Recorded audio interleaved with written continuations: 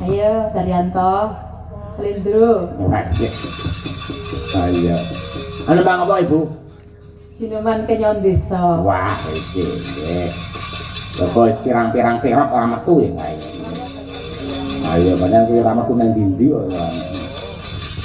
Kenyon desa iki kolaborasi karyane Mas Daryanto karo Ibu Sukesi Rahayu. Nduk Sekar, nduk Kimora. Iki disinau nduk disimak digatekke. Mau kapan-kapan ngono yen gabung karo Madang Karang dikembangke. Ayo, aja mung sing kreasi tok, ning sing klasik ya kudu diudi men iso dadi seniman sing mumpuni. Ayo, nggih. Ya, jan. Kenyon desa. Mboten ngantuk Bu Kesi. Niki malah mboten ngantuk. Nggih. Soalnya terhibur dalu niki enten Dek Cimori niku lho.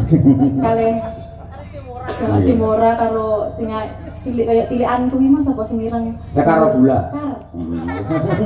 Dan persis cilikane Bu Kesi Sekar iku tak gadang-gadang cah loro besok dadi sinden kondang nganglang jagat. Wah, bayarane larang nek ra 30 juta aja gelem, Nduk. Malah rene sing mari nanggap merongos ning omah iki lho.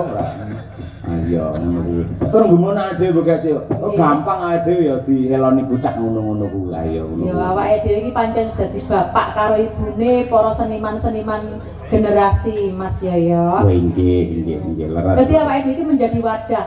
Madang Karang itu menjadi wadah untuk berkreasi bagi anak-anak mencari kesempatan untuk belajar sindinan. Kan awake dhewe sabar.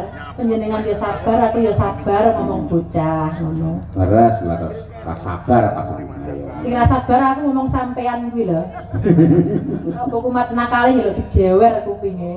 Ora tau kumat Bu Kesi ayo. Sing kok jewer sing tengen seprene si Abang ya. Ayo ngono kuwi. Pak Awa lho ndi Pak Awa.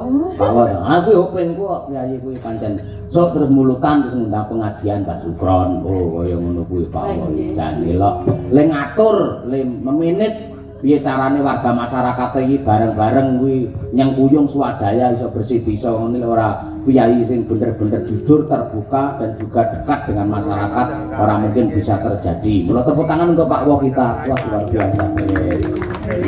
Piyaine ngguanten. Wau keng kadoan iku kula sawan kok lho kok mirip-mirip Gus Kautsar ya.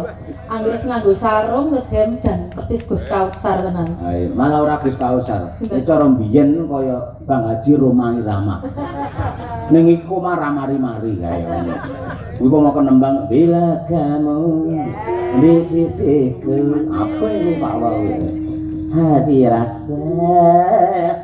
Ya. Ayo. Nggih. Dia berkesi ya.